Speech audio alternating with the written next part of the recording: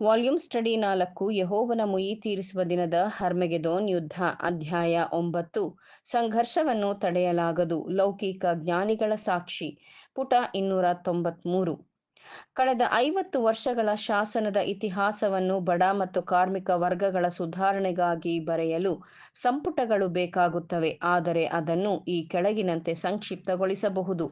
ಸಾಲಕ್ಕೋಸ್ಕರ ಜೈಲು ಶಿಕ್ಷೆಯನ್ನು ರದ್ದುಗೊಳಿಸಲಾಗಿದೆ. ಕುಟುಂಬಗಳ ಮುಖ್ಯಸ್ಥರು, ಅವರ ವಿಧವೆಯರು ಮತ್ತು ಅನಾಥರಾದ ಸಾಲಗಾರರ ವಿರುದ್ಧ ಮರಣದಂಡನೆಯಿಂದ ಹೆಚ್ಚಿನ ಪ್ರಮಾಣದ ವೈಯಕ್ತಿಕ ಆಸ್ತಿಯನ್ನು ವಿನಾಯಿತಿ ನೀಡುವ ಕಾನೂನುಗಳ ಮೂಲಕ ಅಂಗೀಕರಿಸಲಾಗಿದೆ. ಬಡವರಿಗೆ ವೆಚ್ಚವನ್ನು ಪಾವತಿಸದೆ ಅಥವಾ ವೆಚ್ಚಗಳಿಗೆ ಭದ್ರತೆಯನ್ನು ನೀಡದೆ ನ್ಯಾಯಾಲಯಗಳು ರಾಜ್ಯ ಮತ್ತು ರಾಷ್ಟ್ರೀಯ ನ್ಯಾಯಾಲಯದಲ್ಲಿ ಮೊಕದ್ದಮೆ ಹೂಡಲು ಅನುಮತಿಸಲಾಗಿದೆ. ನ್ಯಾಯಾಲಯಗಳು ರಾಜ್ಯ ಮತ್ತು ರಾಷ್ಟ್ರೀಯ ಕ್ರಿಮಿನಲ್ ನ್ಯಾಯಾಲಯಗಳಲ್ಲಿ ಮತ್ತು ಕೆಲವು ಸಂದರ್ಭಗಳಲ್ಲಿ ಸಿವಿಲ್ ನ್ಯಾಯಾಲಯಗಳಲ್ಲಿ ಬಡವರನ್ನು ರಕ್ಷಿಸಲು ಪರಿಹಾರವಿಲ್ಲದೆ ವಕೀಲರನ್ನು ನೇಮಿಸುತ್ತದೆ. ಅನೇಕ ಸಂದರ್ಭಗಳಲ್ಲಿ ನ್ಯಾಯಾಲಯಗಳು ತನ್ನ ವೇತನವನ್ನು ಮರುಪಡೆಯಲು ಮೊಕದ್ದಮೆ ಹೂಡಬೇಕಾದ ಅಥವಾ ಕಾರ್ಪೊರೇಷನ್ ವಿರುದ್ಧ ತನ್ನ ವಕೀಲರ ಶುಲ್ಕವನ್ನು ಸರಿದೂಗಿಸಲು ಅವರ ಹಕ್ಕನ್ನು ಜಾರಿಗೊಳಿಸುವ ಕಾರ್ಮಿಕರ ಪರವಾಗಿ ತೀರ್ಪು ನೀಡುವಂತೆ ನಿರ್ದೇಶಿಸಲಾಗುತ್ತದೆ.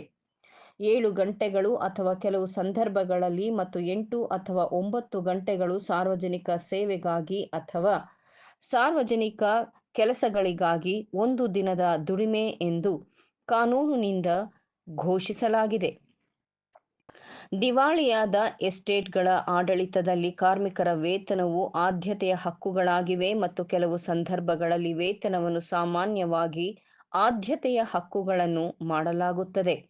ರೈಲು ರಸ್ತೆಗಳು ಅಥವಾ ಇತರ ಸಾರಿಗೆ ಮಾರ್ಗಗಳು ಮತ್ತು ಸಾರ್ವಜನಿಕ ಗೋದಾಮುಗಳು ಮತ್ತು ಎಲಿವೇಟರ್ಗಳಲ್ಲಿ ಪ್ರಯಾಣಿಕರ ಮತ್ತು ಸರಕು ಸಾಗಣೆ ಶುಲ್ಕಗಳನ್ನು ನಿಯಂತ್ರಿಸುವ ಕಾನೂನುಗಳನ್ನು ಅಂಗೀಕರಿಸಲಾಗಿದೆ ಮತ್ತು ರೈಲ್ವೆ ಸಂಚಾರವನ್ನು ಮೇಲ್ವಿಚಾರಣೆ ಮಾಡಲು ರಾಷ್ಟ್ರೀಯ ಮತ್ತು ರಾಜ್ಯ ಆಯೋಗಗಳನ್ನು ರಚಿಸಲಾಗಿದೆ.